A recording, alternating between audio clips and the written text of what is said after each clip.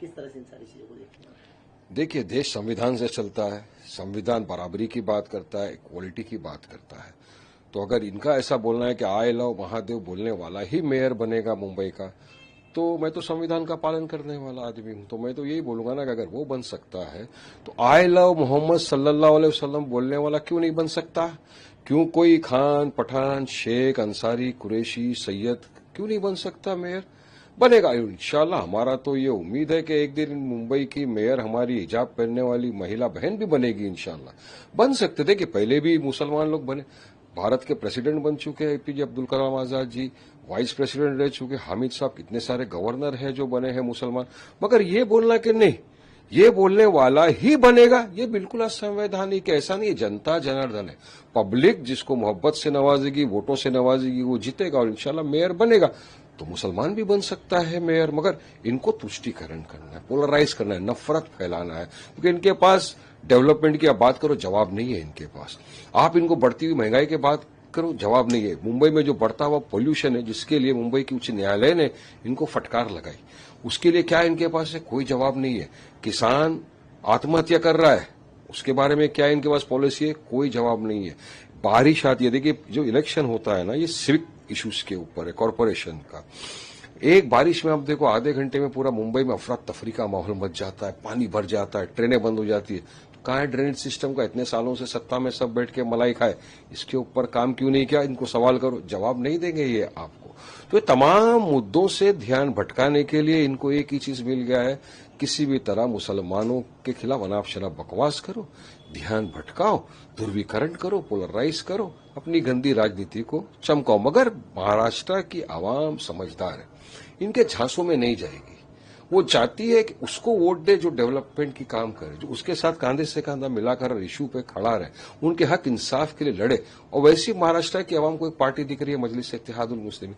ये मोहब्बत है हमारे पार्टी सदर बैरिस्टर असदुद्दीन ओवैसी के प्रति। जो आपने अभी महाराष्ट्र में नगर परिषद का चुनाव है, उसमें देखा लोगों ने हमको काफी भरी संख्या में वोट दिया। 83 हमारे जीते नगर पार्षद, हमारा चेयरमैन बना। तो ये दर्शाता है इस बात को कि लोग एमआईएम की तरफ आ रहे हैं, असद ओवैसी साहब को मान रहे हैं अपना नेता। उनको लग रहा है वाकई में आदमी संविधान की बात करता है, रूल ऑफ लॉ की बात करता है, और लोग वोट देते हैं। और यकीन मानना, ये चुनाव में भी जो महाराष्ट्र के अंदर विभिन्न जगहों पर हम लड़ रहे हैं, इंशाल्लाह मुझे यकीन है कि पूरी महाराष्ट्र की आवाम जहां जहां हमारे उम्मीदवार खड़े हैं उनको वोटों से, मोहब्बतों से, दुआओं से नवाजेगी। और भारी संख्या में हमारे कॉरपोरेटर्स जीत के कॉरपोरेशन के अंदर जाएंगे और इनकी ये गंदी नफरत वाली राजनीति नहीं चलेगी। अब क्या है, बीजेपी ने अपने नफरती चिंटुओं को छोड़ा है, अब उसमें एक और घुस गए, वो नवनीत राणा जी। उन्होंने क्या नफरत फैलाई? मुसलमान के 19 बच्चे होते हैं, तो आप हिंदुओं को 4-4 बच्चे पैदा करो, 5-5 बच्चे पैदा करो। अरे मैडम, किसने रोका है आपको पैदा करने से? रोक बनाइए, आप भी पैदा करिए। अगर मुसलमान 19 पैदा करता है, आप 25 पैदा करो, कंपटीशन करो, ताकत है, हिम्मत है, करो। आप ये जो महिलाओं को ज्ञान पेल रहे हो बच्चे पैदा करने का ज्यादा, तो पहले वो ज्ञान अपने आप को दो। पहले अपने घर में झांको, आपके कितने बच्चे हैं? 2। आप महिलाओं को बोल रहे हो 5 पैदा करो।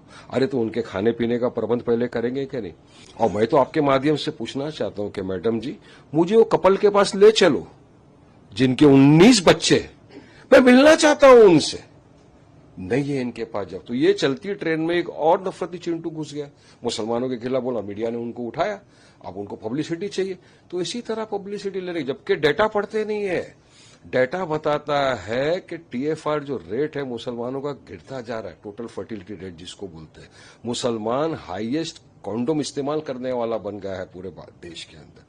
तो ये तमाम चीज का डेटा जब वो पढ़ेंगे तो इस तरह के अनाप शनाप बकवास नहीं करेंगे। तो मैं चाहूंगा कि आप भी उनको ज्यादा पब्लिसिटी मत दो। ये बीजेपी को आदत है सिर्फ ध्रुवीकरण करना, नफरत फैलाना।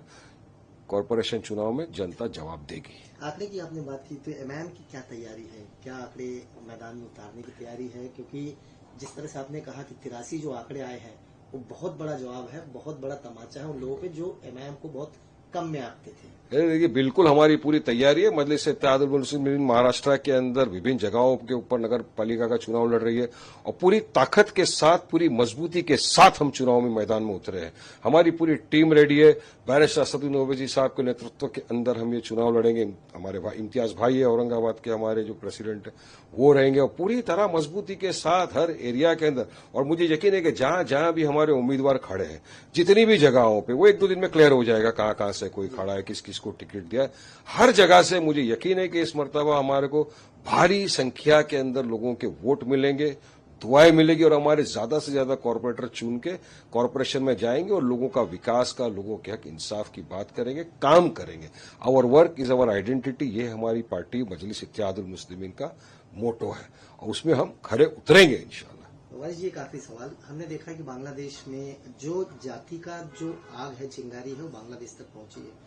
वहां पर बीएचपी की तरफ से विरोध प्रदर्शन किया जा रहा है कि हिंदुओं को मारा जा रहा है। फिर उसके बाद ये भी बात सामने आ रही है कि माइनॉरिटीज जो है वो भी वहां परेशान हो रहे हैं।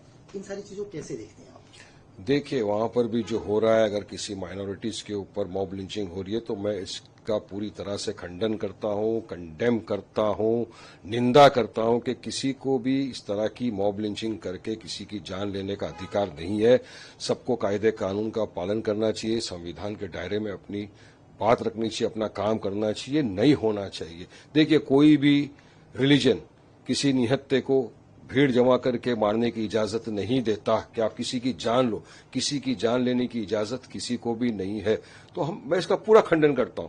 साथ ही साथ मैं बताऊंगा कि हमारे भारत देश के अंदर भी हर आए दिन हम अब देख रहे हैं कि किस तरह बेगुनाह बेकसूर मुसलमानों को कभी जेएसआर नहीं बोलने की बात पर, कभी गाय के गोश्त की शक की बुनियाद के ऊपर मॉब लिंचिंग करके भीड़ द्वारा उसको कत्लेआम कर दिया जाता है, उसको मार दिया जाता है।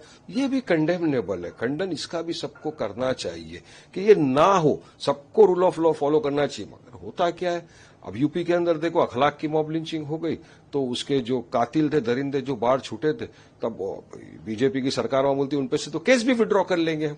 तो केस विड्रॉ करोगे जिन मॉब लिंचर्स के ऊपर से तो फिर इनको तो बढ़ावा मिलेगा ना। अब उनको मिठाई खिलाओगे, फूला